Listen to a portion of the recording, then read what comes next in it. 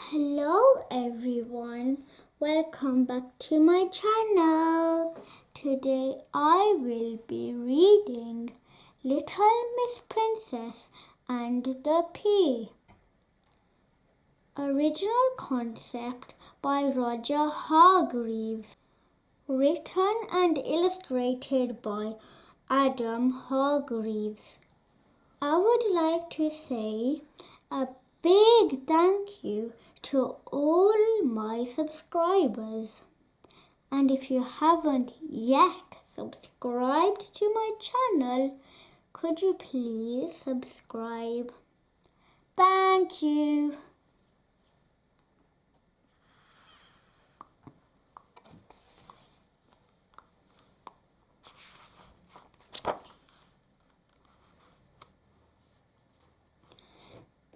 Late one night last week, on her way home, little Miss Princess got caught in a terrible storm and her coach got stuck in the mud.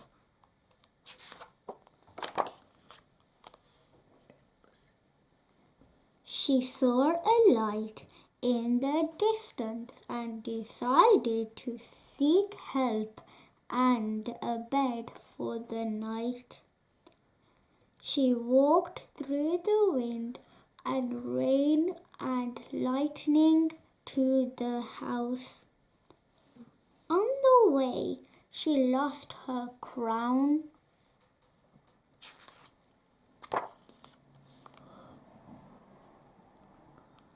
Little Miss Princess arrived at the huge house, exhausted and looking very wet and bedraggled.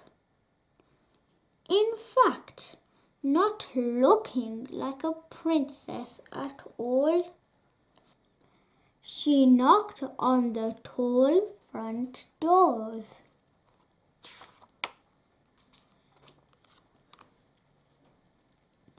It was Mr. Uppity house. Mr. Uppity is the richest man in the world. He is also one of the rudest men in the world. What do you want? He demanded rudely when he opened the door. Little Miss Princess explained what had happened and asked for a bed for the night.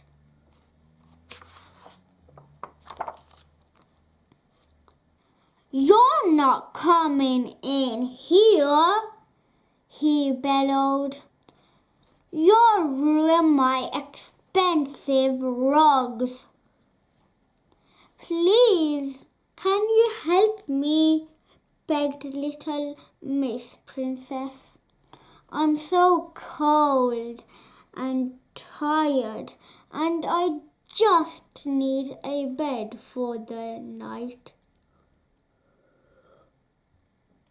"Go round to the back and I'll see what I can do," he said crossly, with which he slammed the door in her face. What a rude man! Slam!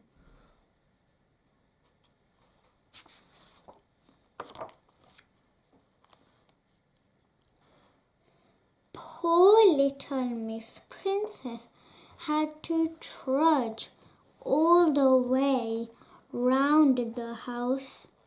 Mr. Uppity opened the back door. "Took your time. You can sleep in there," he said, pointing to a cold, damp cellar. "But I'm a princess," spluttered little Miss Princess. "You don't look like one," snapped Mr. Uppity.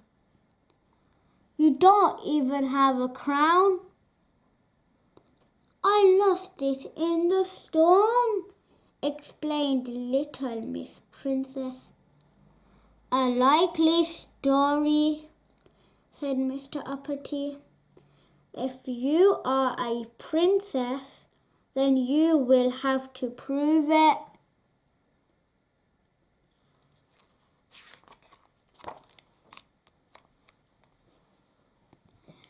Mr. Uppity led little Miss Princess into his enormous dining room. The dining table was vast, and seated round it were some guests. Mr. Uppity explained the situation to his guests and asked for their suggestions. "Princesses are really good at dancing." "Let's dance," suggested Mr. Bump.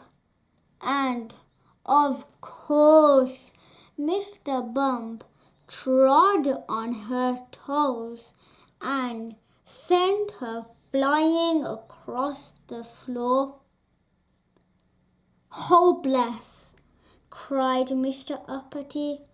"Can't dance, so she can't possibly be a princess."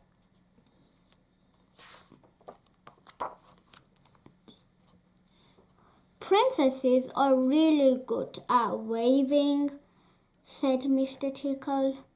Now, little Miss Princess was very proud of her waving and loved to wave to people from her coach. But every time she raised her arm, Mr. Tickle tickled her. He tickled her so much she fell over on the floor. "Can't wave, can't dance, and look at her on the floor again," said Mr. Uppity impatiently. "Decidedly not a princess."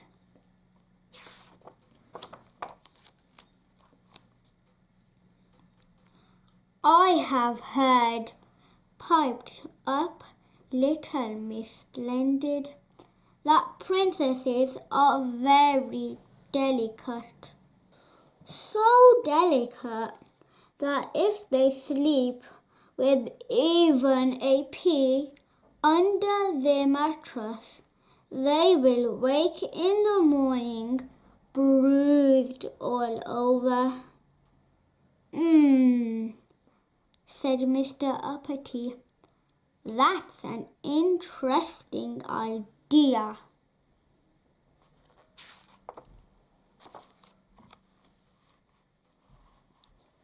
So Mr. Uppity went off to find a pea, and the others all trooped upstairs.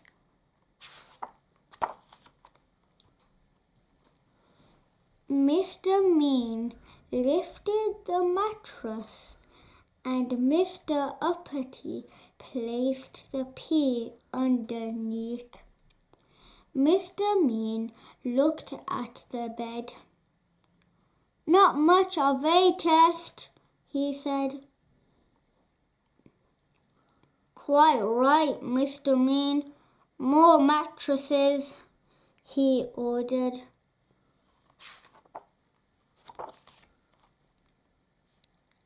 So they piled mattress after mattress, one on top of the other, until they nearly reached the ceiling.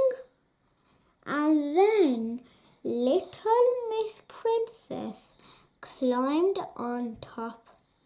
"Good night," said Mr. Uppity, and he turned out the light.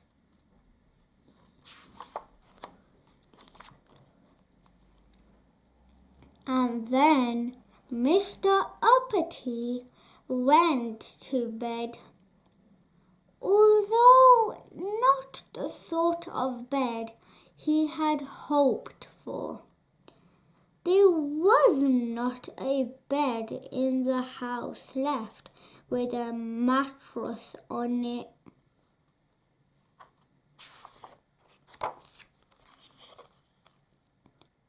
Mr. Uppity was up very early the next day, partly to see how the test had worked, but also because he had had a dreadful night's sleep.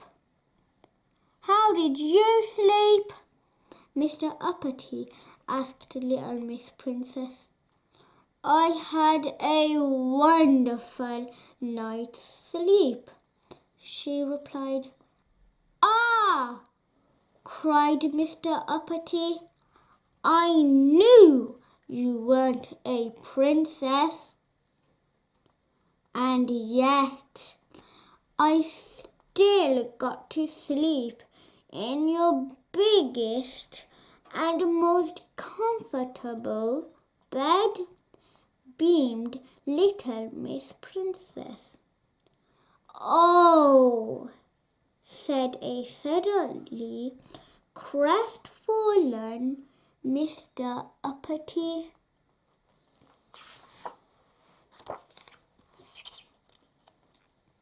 "And if you are going to test for princesses in the future," she added, "you should use a uncooked pea, not a cooked one."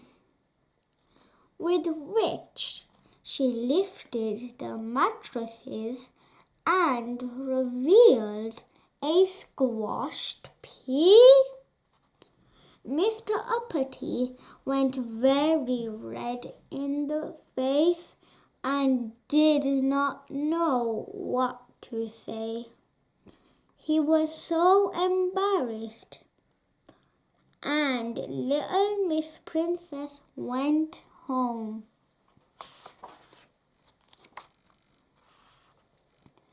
"A waste of a good pea, if you ask me," muttered Mr. Mean.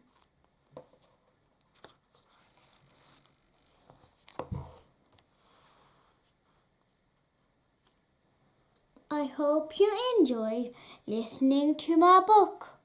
Thank you. Take care and goodbye.